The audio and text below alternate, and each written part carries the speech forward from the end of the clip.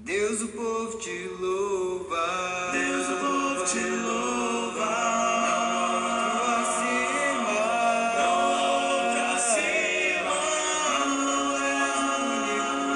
Tu és único. Poderoso e santo. Deus, o povo te ama. Olá, irmãos e amigos. Estamos juntos mais uma vez para o nosso Café com Deus. Meu nome é Edivaldo e hoje gostaria de compartilhar mais uma meditação baseada no livro de Atos, capítulo 16, versos de 6 a 10. Assim diz a palavra do Senhor. Paulo e seus companheiros viajaram pela região da Frígia e da Galácia, tendo sido impedidos pelo Espírito Santo de pregar a palavra na província da Ásia. Quando chegaram à fronteira da Mísia, tentaram entrar na Bitínia, mas o Espírito de Jesus os impediu. Então, contornaram a Mísia e desceram a Troade. Durante a noite, Paulo teve uma visão, na qual um homem da Macedônia estava em pé e lhe suplicava: passe à Macedônia e ajude-nos. Depois que Paulo teve essa visão, preparamo-nos imediatamente para partir para a Macedônia, concluindo que Deus nos tinha chamado para lhes pregar o Evangelho. Fazemos planos, mas devemos reconhecer que a resposta vem do Senhor. Por que Deus impediu que Paulo pregasse na Ásia? Bem, em primeiro lugar, Ásia, aqui, geograficamente, no contexto, é a atual Turquia. Essa região, no passado, era uma parte da Ásia Menor, no primeiro século. Quando nós olhamos o contexto, nós vamos perceber a ação tanto do Espírito Santo, como de Jesus, como também de Deus. Isso significa que o Pai, o Filho e o Espírito Santo estão envolvidos na evangelização do mundo. A missão é a ideia de Deus, que se faz presente na pessoa do Pai, Filho e Espírito Santo. O plano de redenção para cada indivíduo é de autoria divina. E a conclusão desse plano também é do Pai, do Filho e do Espírito Santo. A nossa função como seus discípulos, seus seguidores, é somente anunciar e nada mais. Nesse processo, o Filho deu a vida pela humanidade. O Espírito sela e santifica, pois quando nós nascemos de novo, recebemos o Espírito como garantia da nossa salvação. E o Pai acolhe os que são santificados como seus filhos. Que coisa magnífica! Deus trabalhando a nosso favor e Ele sabe sempre o que é melhor. Portanto, nós devemos fazer planos, mas devemos reconhecer que a resposta e a direção vem sempre do Senhor. Diz o Provérbios, capítulo 16, verso 1, que o coração do homem pode fazer planos, mas a resposta certa dos lábios vem do Senhor. Deus permite que nós façamos os nossos planos, mas Ele é quem dá a resposta final, porque Ele tem uma visão completa de toda e qualquer situação. E Ele sabe realmente o que é melhor para as nossas vidas. Nesse momento, Deus viu uma necessidade maior em outro lugar, que Paulo e seus companheiros não estavam vendo. De fato, Filipos vai ser a primeira cidade da Europa a receber o Evangelho no livro de Atos. Deus expandiu a visão de Paulo nesta viagem e com isso Paulo chega até a Grécia para pregar o Evangelho em cidades importantes como Atenas e Corinto. Em muitos exemplos na Escritura, o que nós vemos é que o plano de Deus é sempre maior e melhor do que aquilo que esperávamos realizar. Porém, ele sempre tem um preço maior a ser pago e é sempre mais duro. Nós vemos isso melhor acontecendo com Paulo na cidade de Filipos, onde ele foi perseguido e preso.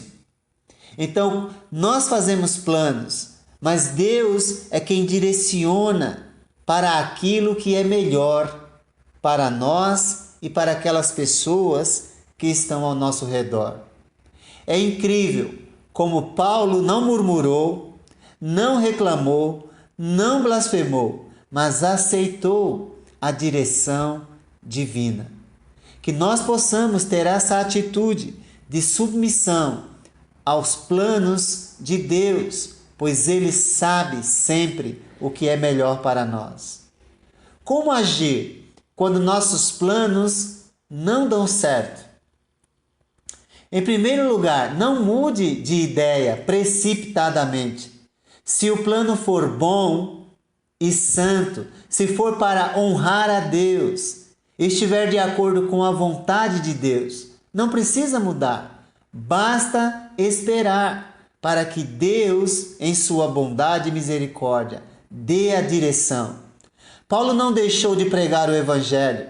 Ele não desistiu do plano de pregar o Evangelho, só porque seu primeiro plano de pregar naquelas cidades não deu certo. Mas ele foi submisso ao plano de Deus, que tinha algo maior, cidades maiores para pregar. Ele não desistiu, ele continuou pregando o Evangelho. Não fique frustrado de imediato, pois Deus não nos frustra. Ele sempre tem algo bom e melhor para nós. Apenas devemos ser submissos, sermos pessoas que realmente sensíveis à sua vontade.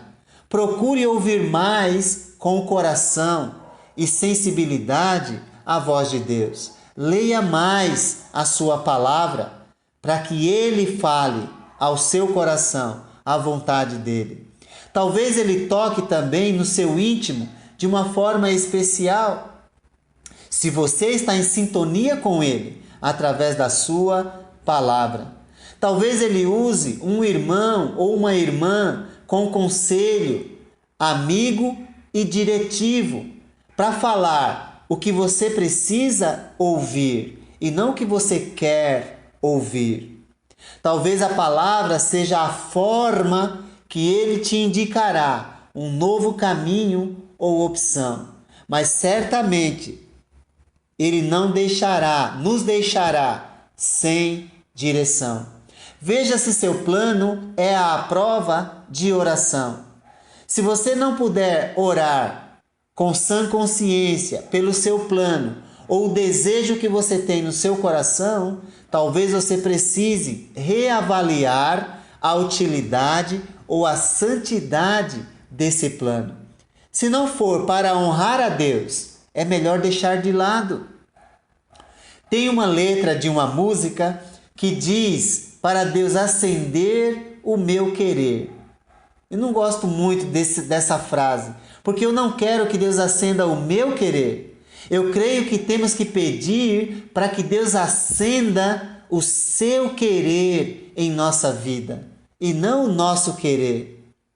Ao invés de acender o meu querer, eu peço a Deus para que acenda o seu querer em minha vida, para que a vontade e o propósito dele sempre prevaleçam.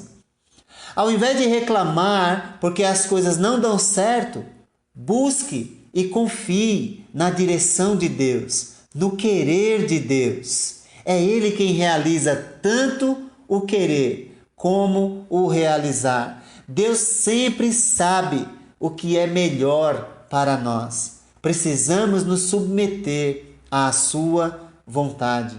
É Deus quem faz a obra. Somos apenas instrumentos. Lembra quando Paulo se reuniu com a igreja em Atos 14, 27? Ele relatou tudo o que Deus tinha feito por meio deles. Somos apenas instrumentos e nada mais. Ele afirma e confirma o fato que é Deus quem faz a obra, é Deus quem está no controle e nós devemos apenas nos submeter e fazer a sua vontade. A obra é dele, somos apenas instrumentos escolhidos. A iniciativa é dele e também o poder é dele e também a glória é dele.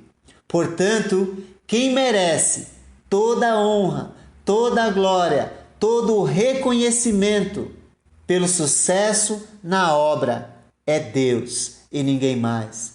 Deus deseja que façamos planos, sim, com certeza, mas que tenhamos sensibilidade e submissão para compreender que é Ele quem opera tanto o querer quanto o realizar em nossa vida. E Ele sempre, em todas as situações, fará o melhor. Nossa parte é nos submeter sempre à sua vontade e seu propósito. Que Deus te abençoe.